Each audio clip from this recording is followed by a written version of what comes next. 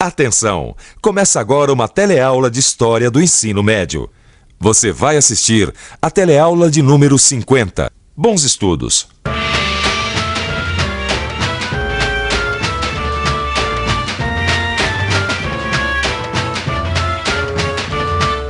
Se até hoje a gente se surpreende ao entrar numa indústria, imagina só o impacto que não deve ter causado uma linha de produção 100 anos atrás, quando a indústria estava dando seus primeiros passos no Brasil. Como foram esses passos? Como foi a implantação da indústria no Brasil? Será que a sociedade brasileira se modificou muito com a industrialização?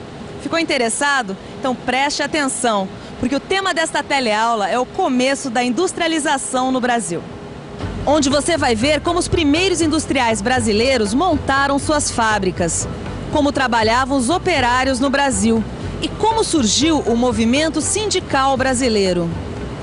E atenção que a nossa teleaula começa agora.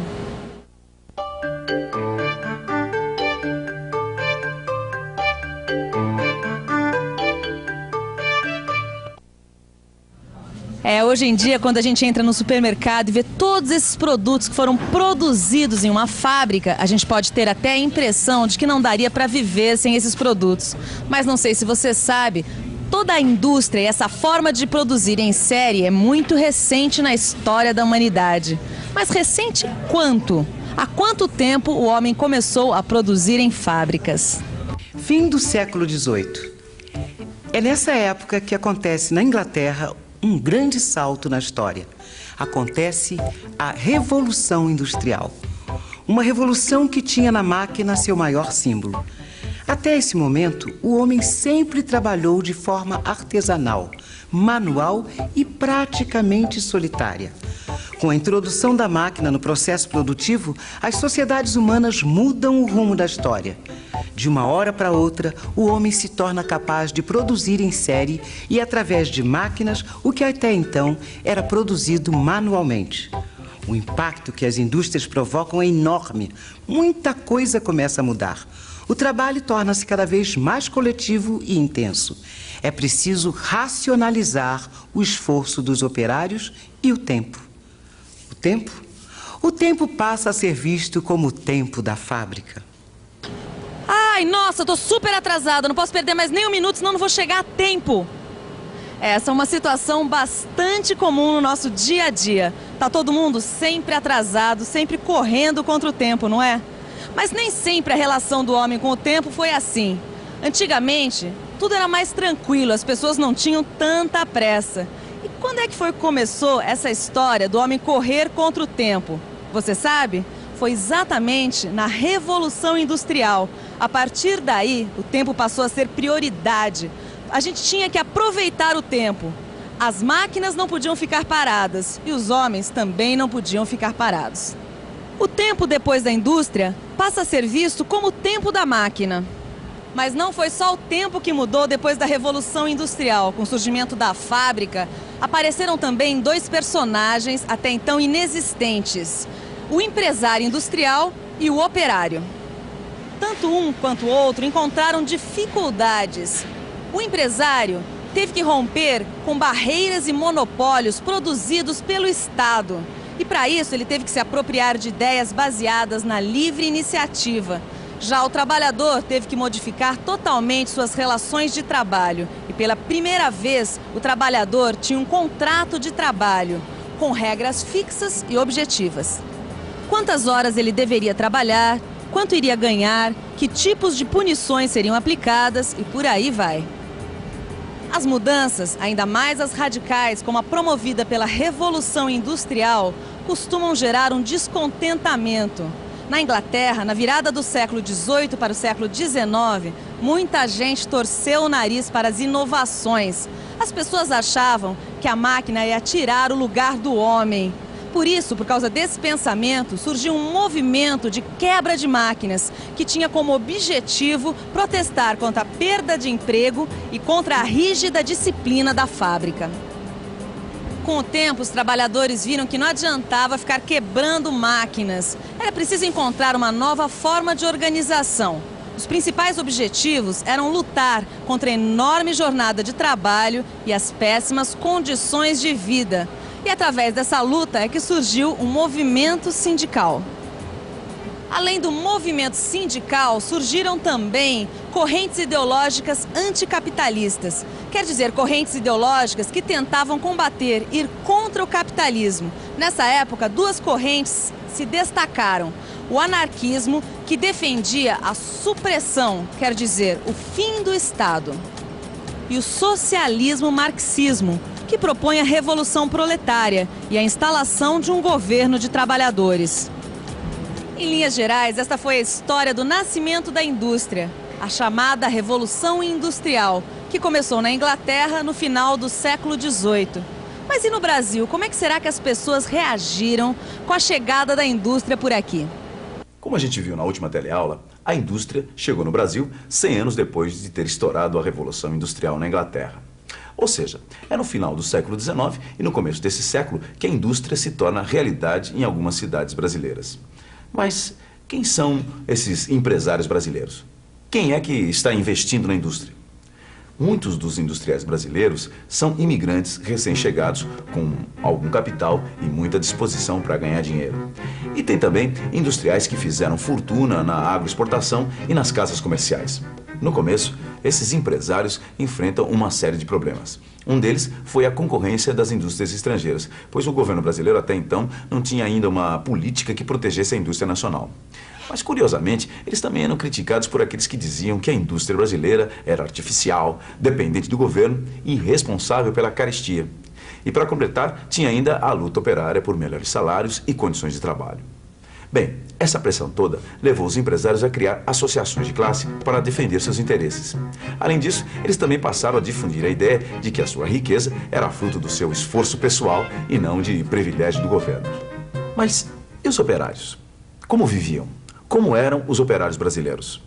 Só para você ter uma ideia de como era a vida dos operários brasileiros no começo do século XX, houve só um trecho do boletim do Departamento Estadual do Trabalho, citado por Maria Auxiliadora Guzzo de Deca. Diz o seguinte o documento: a duração do trabalho diário é de 11 horas úteis. Trabalham nessa fábrica 500 operários, na maioria italianos e espanhóis. Impressão desagradável causa ao visitante o excessivo número de menores em trabalho. Como deu para perceber através da leitura desse documento, entre o operariado paulista havia um predomínio de estrangeiros, a jornada de trabalho era longa e havia também a utilização de trabalho infantil. A presença dos imigrantes na formação da classe operária paulista foi marcante. São esses imigrantes que começam a divulgar entre os operários os ideais do socialismo e do anarquismo. O objetivo é transformar radicalmente a sociedade pela via revolucionária.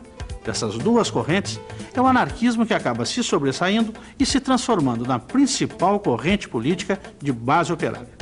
Ah, então era assim que andavam os anarquistas, com uma bomba na mão, prontos para explodir tudo. Não, Gil, isso aqui é uma caricatura. Agora, dá bem a imagem que a grande imprensa da época tinha dos anarquistas, a de terroristas estrangeiros. Mas por que justo o movimento anarquista, que pregava a supressão do Estado e todo qualquer tipo de repressão, caiu no gosto dos trabalhadores? Ora, por quê? Nós não acabamos de ver aqui que naquela época as condições de trabalho eram muito duras, Gil, que até as crianças pegavam no batente. Por isso, tanto o governo quanto os patrões eram tidos como inimigos a serem perseguidos a todo custo. Os anarquistas não acreditavam em nada? Na verdade, eles não confiavam nas instituições liberais, Gil. Políticos, partidos, parlamento, até contra a existência de um partido operário eles eram. E ninguém dizia nada? Não, as lideranças anarquistas eram muito perseguidas. Chegaram até a criar algumas leis que permitiam expulsar as lideranças estrangeiras. Tudo para enfraquecer os anarquistas, entende? Mas o anarquismo não pode ser reduzido a um simples movimento que ia contra tudo e contra todos. A educação do trabalhador, por exemplo, para os anarquistas era uma preocupação básica. Para eles, segundo a historiadora Ângela Gomes, a luta só se faria, e principalmente a nova sociedade só se implantaria, se houvesse uma transformação profunda no homem trabalhador. O que o projeto anarquista almejava era uma revolução social e não apenas uma revolução política. Daí o privilégio da educação ser entendida como ampla formação cultural. O fato de terem sido os anarquistas os principais pioneiros em atividades como teatro, educação musical, práticas de leitura, criação de escolas e de universidades populares não é casual. E por esta razão, não é casual também que velhos militantes operários, anarquistas ou não, considerem até hoje que foi educando que os libertários mais contribuíram para a constituição da identidade da classe trabalhadora. Bom, como você está vendo, o movimento anarquista acabou se transformando na principal corrente política entre os operários de São Paulo. Agora, no Rio de Janeiro, as coisas foram um pouco diferentes. Na então capital do país, havia uma maior diversidade entre as correntes que disputavam o controle do movimento operário. As dificuldades enfrentadas pelo movimento sindical também não eram poucas. Externamente, havia a repressão do governo e dos patrões. E internamente, a disputa para ver que corrente controlaria o movimento. Agora, e os resultados disso tudo? Quando é que vão surgir? Década de 1910. É no decorrer da década de 1910 que os movimentos sindicais paulista e carioca conseguem obter maior apoio entre os trabalhadores. Esse apoio é conseguido principalmente depois que os anarquistas divulgam um conjunto de ideias que procuram reforçar a imagem positiva do trabalhador, mostrando este trabalhador como um homem honesto, mas explorado economicamente e socialmente. O que os anarquistas querem nesse momento é combater a imagem difundida pelo governo e pela imprensa, que mostra o trabalhador brasileiro como vítima da ação de baderneiros e terroristas. Os anarquistas e o movimento sindical como um todo ganham de fato o apoio dos trabalhadores e conseguem liderar várias greves entre os anos de 1917 e 1920. Mas não é só no Brasil que o movimento sindical ganha força no fim da década de 1910. Em boa parte da Europa, o fenômeno também ocorre. E a ascensão do movimento sindical em várias partes do mundo ocorre principalmente por causa da Revolução Russa de 1917, que implantou o regime socialista naquele país europeu. A vitória dos socialistas na Rússia repercute também por todo o mundo e inclusive no Brasil, onde é criado em 1922 o Partido Comunista do Brasil.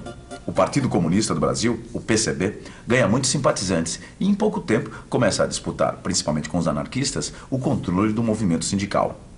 Independente dos grupos ocorrentes que disputavam o sindicalismo brasileiro, o movimento operário como um todo foi crescendo e marcando a sua presença na cena política brasileira. O resultado disso foi a aprovação de algumas leis trabalhistas, como a lei de férias e a limitação ao trabalho dos menores. Mas é claro que regulamentar e aplicar essas leis não foi nada fácil. O empresariado resistiu o quanto pôde. E atenção, se liga aí que é hora da revisão.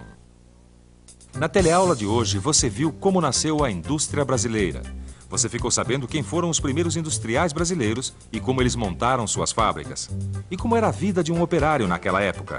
Por fim, você viu como surgiu o movimento sindical brasileiro. Como você pôde perceber nessa teleaula, o Brasil no começo do século, principalmente por causa da indústria, sofreu grandes transformações. Surgiu o empresário e o operário, o movimento sindical ganhou força e a sociedade brasileira ficou mais complexa, mais diversificada e ficou principalmente descontente com as elites.